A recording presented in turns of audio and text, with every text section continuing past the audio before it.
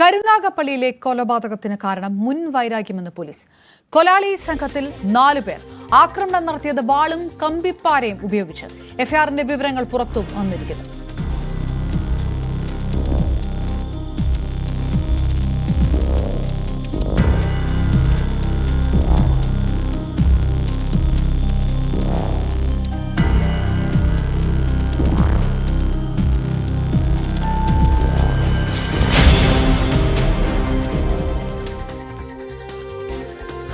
ഓടി വീട്ടിൽ വന്ന് അതിനൊന്ന് ഹോസ്പിറ്റലിൽ കൊണ്ടുവന്നു.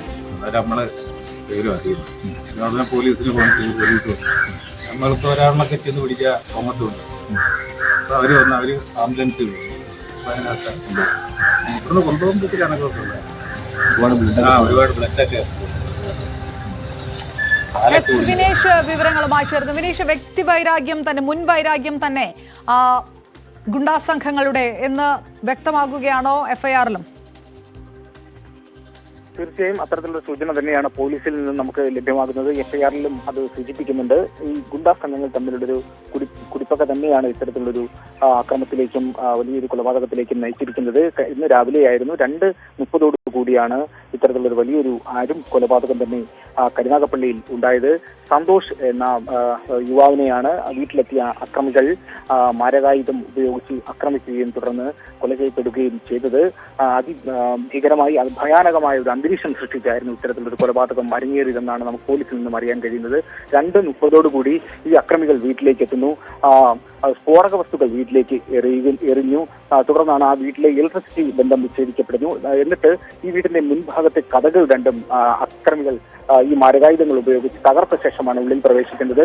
എന്നിട്ടാണ് ഈ സന്തോഷിനെ അതിക്രൂരമായി മർദ്ദിക്കുന്നത്. സന്തോഷിന്റെ ഇടത് കാല് അടിച്ച് തകർത്തു എന്ന് തന്നെയാണ് എഫ്ഐആറിൽ സൂചിപ്പിക്കുന്നത്.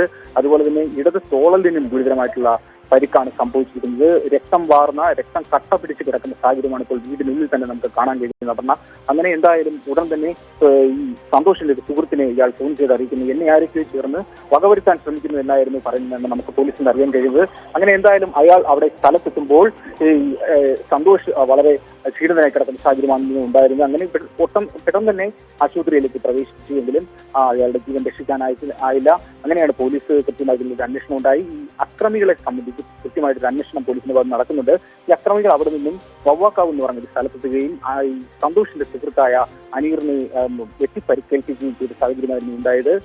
അങ്ങനെ അവിടെ നിന്നും രക്ഷപ്പെട്ട അക്രമികൾ സഞ്ചരിച്ചിരുന്ന വാഹനം ഇപ്പോൾ പോലീസ് കസ്റ്റഡിയിലെടുത്തിട്ടുണ്ട്. അക്രമികളെ തേടിയുള്ള പോലീസിന്റെ അന്വേഷണം കൃത്യമായി തന്നെ നടന്നു വരുന്നതായിട്ടാണ് നമുക്കിപ്പോൾ അറിയാൻ കഴിയുന്നത്. ഈ വെട്ടേറ്റ അനീർ എന്ന യുവാവ് വണ്ടാനം മെഡിക്കൽ കോളേജിൽ തീവ്രപരിചരണ വിഭാഗത്തിൽ ചികിത്സയിൽ തുടരുന്ന സാഹചര്യമാണ് ഇപ്പോൾ ഉള്ളത്. വിനീഷ് വിവരങ്ങൾ.